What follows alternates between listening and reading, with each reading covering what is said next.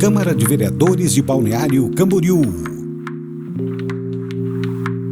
TV e Rádio Câmara. Vai Dar Política.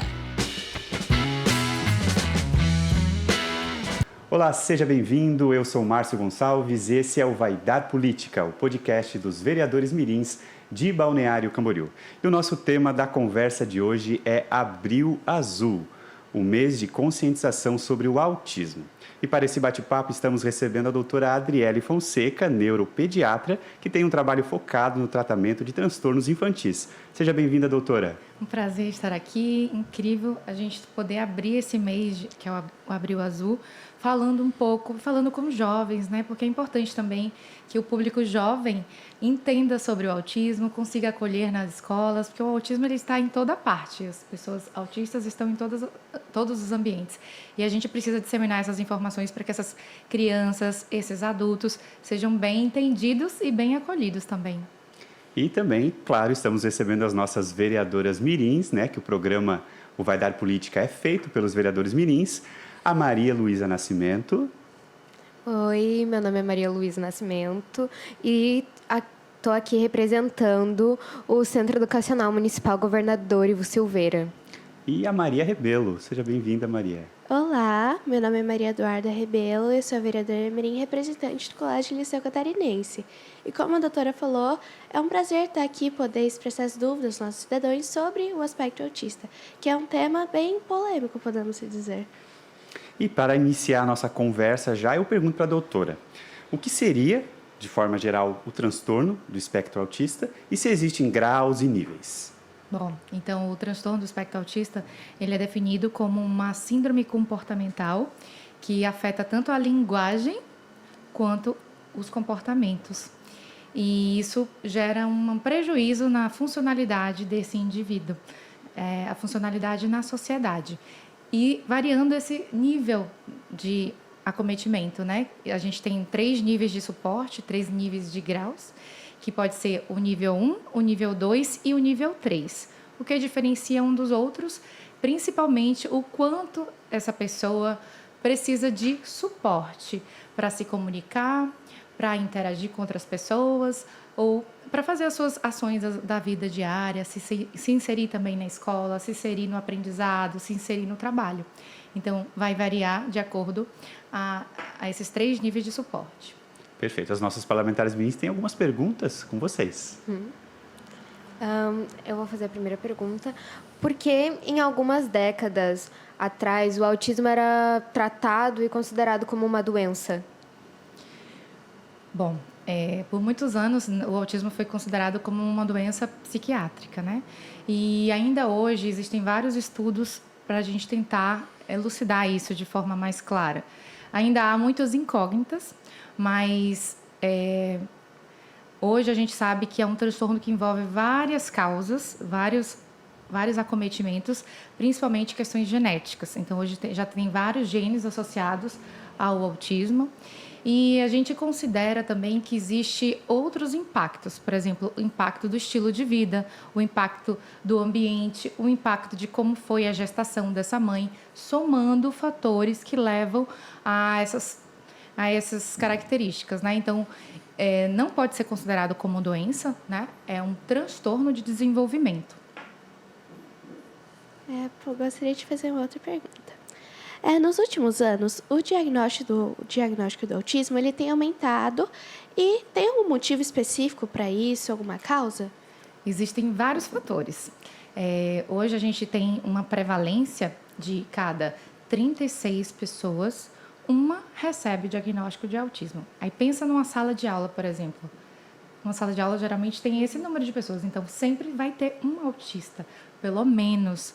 Então essa taxa realmente vem crescendo de forma exponencial e existem várias hipóteses para o aumento desse crescimento. Um deles é porque nós temos mais conhecimento. Então, se a gente consegue entender melhor a síndrome, o transtorno, se a gente consegue identificar através dos mais serviços diagnósticos que hoje a gente dispõe, a gente vai conseguir dar mais diagnóstico. Então, existe sim o aumento do conhecimento sobre o autismo, existe também o aumento sobre os serviços de diagnósticos. Isso faz com que a gente consiga identificar mais essas pessoas. Mas existe também alguns estudos mostrando que o estilo de vida modificou muito ao longo dos anos. A forma como a gente vive, isso aumenta o número de fatores de risco. O que são fatores de risco? Né? São fatores de associação. Então, por exemplo, se uma mãe bebe e ela está gestante, se uma mãe usa determinada substância, um remédio, por exemplo, para dor, por exemplo, o acetaminofeno, que todo mundo conhece como paracetamol. Então, existem vários fatores de risco que estão no nosso dia a dia e que, se somando, podem impactar na forma como o cérebro está se desenvolvendo dentro já da barriguinha da mãe.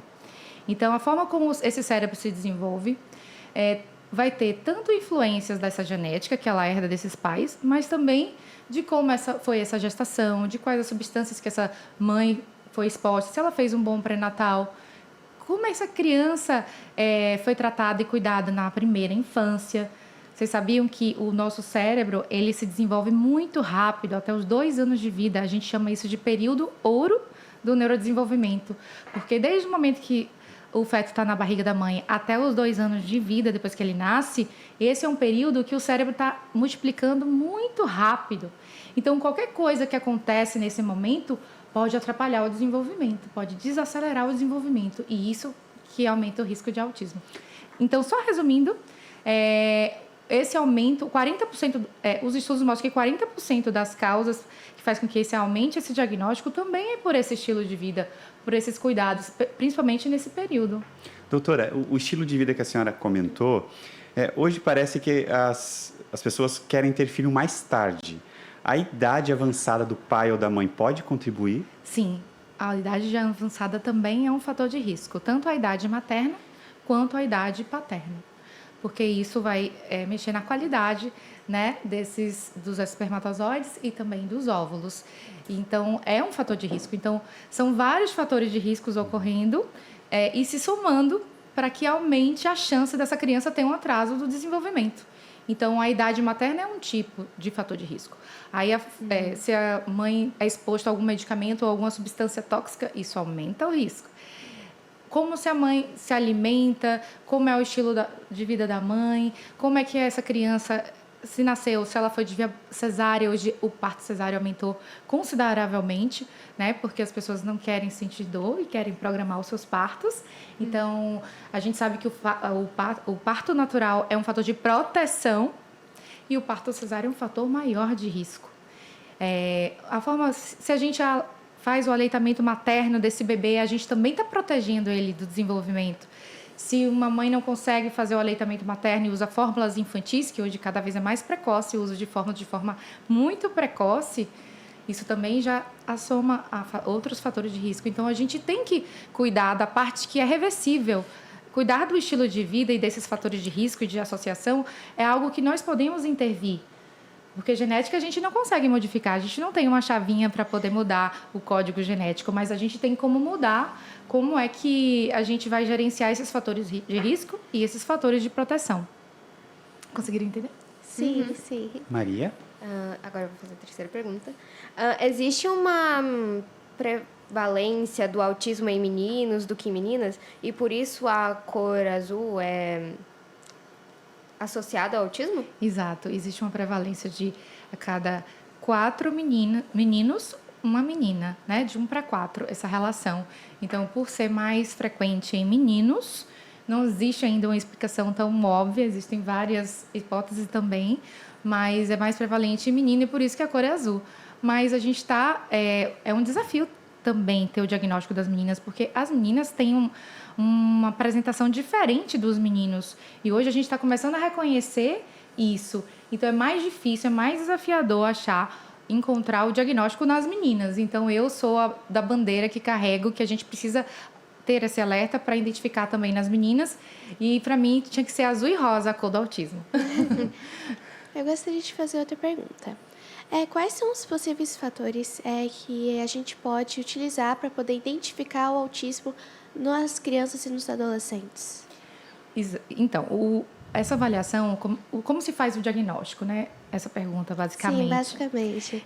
O diagnóstico, ele é clínico, tá? O que quer dizer isso? As pessoas acham que tem que fazer um exame para ter o diagnóstico do autismo. E o diagnóstico não precisa de nenhum exame. O diagnóstico. O que precisa de exames é para saber se existem outros fatores causais ou associados que podem estar piorando aquele atraso. Mas o diagnóstico do autismo, ele é clínico, é pelos sinais e sintomas. Então, é feito por uma avaliação com profissionais especialistas. Existem instrumentos, escalas, como se fossem testes, que podem ajudar, é uma ferramenta que pode auxiliar a gente a identificar essas questões. Mas a gente tem que sempre entender que são questões que acontecem na primeira infância. Então, não existe uma pessoa que tem um desenvolvimento normal e na vida adulta começa a ficar autista. Não existe isso. A condição do autismo, ela já é identificada nos primeiros anos da vida do indivíduo. E a gente consegue fechar esse diagnóstico a partir dos 18 meses. Por quê? Porque com 18 meses é uma idade que a gente espera a aquisição de novas habilidades, de várias habilidades. Com um aninho a criança já é para falar as primeiras palavrinhas, com um aninho a criança já consegue dar tchau, soltar beijo, ela já deve estar fazendo imitação. Então, se passa de um ano e a criança começa a ter atrasos nesse desenvolvimento da linguagem, começa a ter muito comportamento repetitivo, aquele brincar mais restrito, sem ter interesse em outras crianças, então a gente já consegue entender que ali é um atraso. Então, por isso que existe essa idade mais ou menos entre os 18 meses, os 2 anos de vida, que a gente consegue identificar mesmo que há um atraso. Entendi. Eu vou fazer uma pergunta agora. O grau do autismo na criança influencia como ela se comporta, no jeito de falar? O grau do autismo influencia, né? O nível de suporte 1, muitas vezes vão ter poucos sinais aparentes, não quer dizer que eles vivem uma vida totalmente típica, né? E eles têm um comportamento totalmente típico.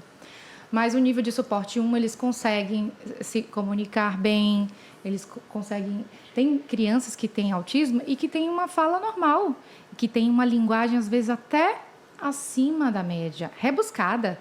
Tem crianças que aprendem de forma muito fácil, têm um cognitivo elevado. Então, às vezes, você vai ver crianças muito inteligentes, que conversam, que até se socializam. Então, esse, geralmente, é o tipo de suporte 1. Mas, às vezes, eles têm dificuldades, têm rituais que prejudicam ele a ter uma rotina mais leve, precisam fazer aqueles rituais para conseguir se sentir bem, manias, interesses muito específicos que fazem com que ele não consiga conversar outros assuntos com os coleguinhas. Então, isso... Mas só que com um pequeno suporte ele já consegue se inserir. O nível 2 e o nível 3 realmente fica mais evidente as características, né? Quando a gente pensa no autismo, a gente pensa em uma série de características, como, por exemplo, dificuldades na socialização, como aqueles movimentos, né, que a gente chama de flapping, que é uma estereotipia. E são características que são visualmente... qualquer pessoa que olhar vai entender que aquele indivíduo pode ter o autismo. Então, o autismo leve ele é muito camuflado. O autismo 2 e 3 é mais evidente esses sinais e sintomas, com certeza. O diagnóstico precoce, ele facilita? O diagnóstico precoce faz toda a diferença no desenvolvimento da criança, porque se a gente identifica nesses primeiros anos de vida, onde eu falei que é o período ouro do desenvolvimento, onde o cérebro está intensamente fazendo essas novas conexões neurais, a gente tem como intervir com terapias e com tratamentos que aceleram esse processo, que faz com que essas crianças desenvolvam e fiquem com melhor qualidade de vida, se desenvolvam bem, tendo funcionalidade e se adequando às principais funções da sociedade. O que pode agravar o autismo? Alguns alimentos podem interferir, assim, nos sintomas do transtorno, agravando? Sim. Existe no autismo uma taxa onde essas crianças, esses indivíduos têm uma taxa maior de transtornos também gastrointestinais. E também tem uma taxa maior de alergias. Se eles têm maior taxa de alergia e maior taxa de transtornos que envolvem a digestão, a absorção de nutrientes, lógico que os alimentos e tudo que ele se nutre vai poder piorar ou melhorar esses transtornos gastrointestinais e fenômenos alérgicos. E se a gente tem uma criança que tem autismo e que está agravado do seu ponto de vista intestinal, do seu, né, desregulado do seu trato gastrointestinal, muitas vezes ela não vai saber se expressar. E como é que ela vai se expressar? Através de sinais e sintomas. Às vezes a criança fica agressiva porque ela está com dor. Muitas vezes a criança fica inquieta porque ela está com várias coisas acontecendo, reações metabólicas e imunológicas ali acontecendo por conta dessa exposição a esses alimentos. Então, existem sim vários alimentos que prejudicam tanto esse sistema imunológico do cérebro, esse sistema imunológico do intestino, e tem alimentos que agem de forma direta no cérebro. Existem alimentos, por exemplo, que são excitatórios. O que é isso? São estimulantes. Então, a criança que já é mais agitada, né, que dentro do espectro autista a gente também tem uma taxa maior de TDAH, né, que é o transtorno de hiperatividade da atenção. Se essas crianças já são dificuldade de focar, já são hiperativas, se você dá um alimento que tem um fator ali que é excitatório para o cérebro, que aumenta essa excitação, o que vai acontecer? Ela vai piorar desse sintoma em específico.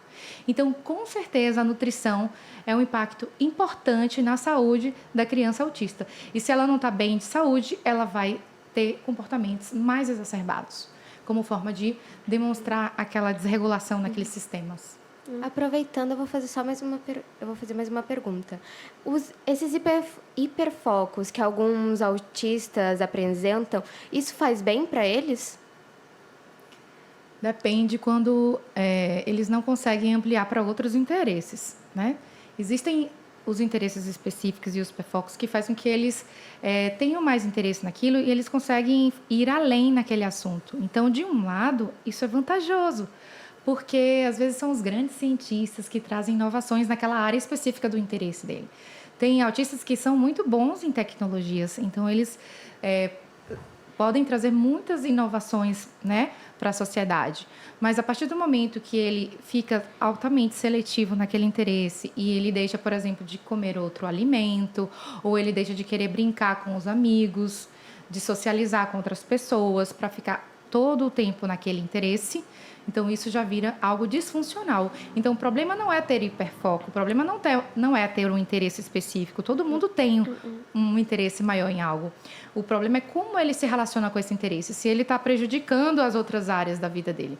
Então uma criança, por exemplo, ela gosta de determinado tema, mas se o tempo todo ela quer estar com aquele objeto em qualquer ambiente, por exemplo, ela quer levar para a escola, quer levar para o hospital, quer levar para o médico, quer levar em qualquer ambiente, ela está em apego com aquele objeto, isso já é disfuncional. Ela tem que saber que em alguns momentos ela vai ter que guardar aquele brinquedinho.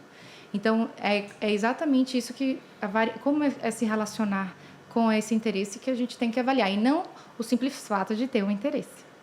E aproveitando esse assunto da área de trabalho, qual que é a importância de a gente apresentar pessoas com aspecto autista na nossa sociedade? E quais são as dificuldades? Então, a gente precisa entender que são pessoas neurodiversas, mas que elas podem produzir e podem funcionar adequadamente na sociedade. Hoje eu defendo um lema que é preparar o mundo preparar o autista para o mundo e preparar as famílias para o autismo. Por que eu falo isso? Porque é tão importante a gente tentar se adaptar a essa neurodiversidade, quanto também fazer com que eles estejam aptos a se adaptar ao mundo, à sociedade. Então, precisa existir essa inclusão. Precisa, sim, existir a inserção no mercado de trabalho. E existe uma falsa ideia de que ter o diagnóstico do autismo é igual a ter uma deficiência intelectual ou cognitiva. Isso não é real. Inclusive, a maioria das crianças autistas, elas não têm declínio cognitivo. Elas preservam a sua inteligência, ela tem outros acometimentos. Então, a gente precisa entender que pessoas neurodiversas podem e devem estar inseridas tanto no mercado de trabalho, quanto na escola e em todos os ambientes. Isso faz parte, sim, de uma sociedade inclusiva. Eu tenho outra pergunta. Algumas pessoas com esse aspecto autista, de vez em quando, têm algumas crises. E eu gostaria de saber como que a gente pode agir nesse tipo de situação, como que a gente pode acolher essa pessoa.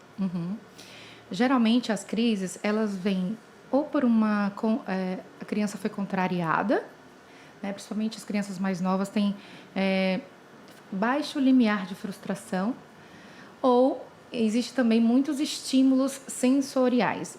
É como se o cérebro recebesse muita informação ao mesmo tempo. Então, a informação auditiva, a informação tátil, a informação visual, de luzes. Então, isso tudo hiperestimula esse cérebro. E muitas vezes, né, a maior parte das vezes, essas crises são por conta dessa desregulação sensorial. Quando você tem uma sobrecarga desses estímulos, a criança entra em crise, ela não sabe nem porquê, nem como sair e nada às vezes pode acalentar. Então, a melhor forma da gente agir é reduzindo todos os estímulos sensoriais daquele ambiente. Então, se você está num lugar onde a criança está com muito barulho, é levar a criança para um lugar mais silencioso.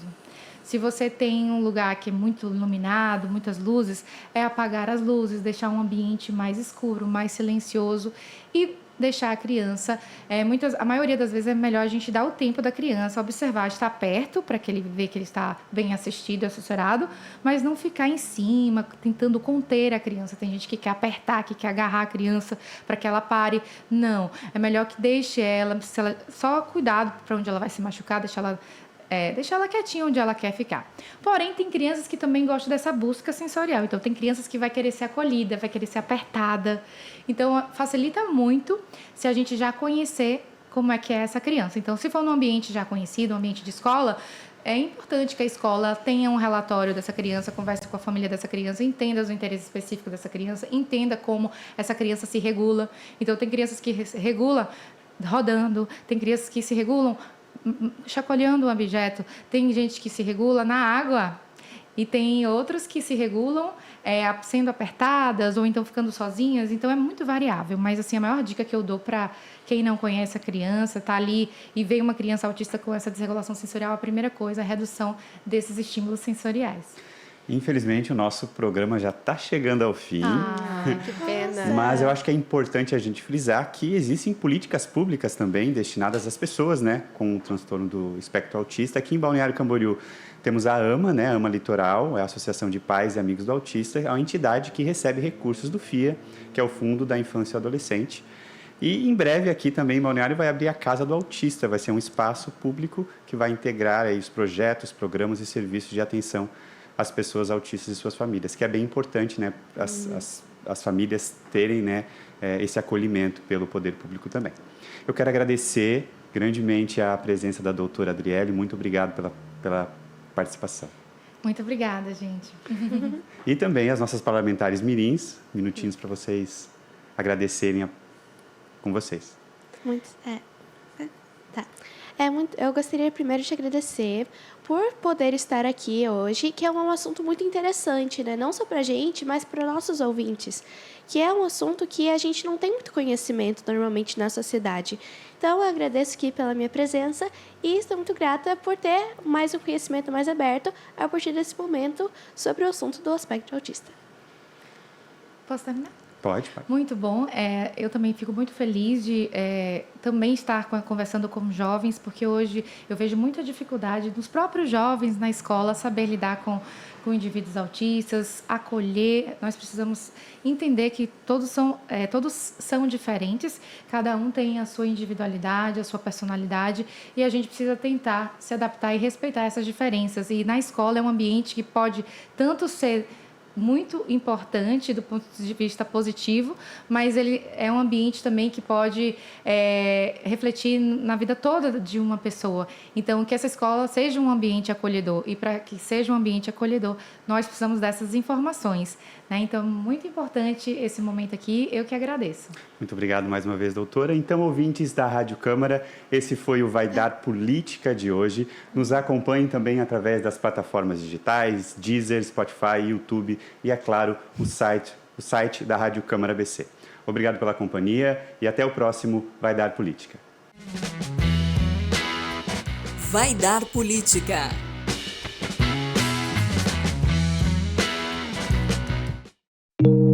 Câmara de Vereadores de Balneário Camboriú. TV e Rádio Câmara.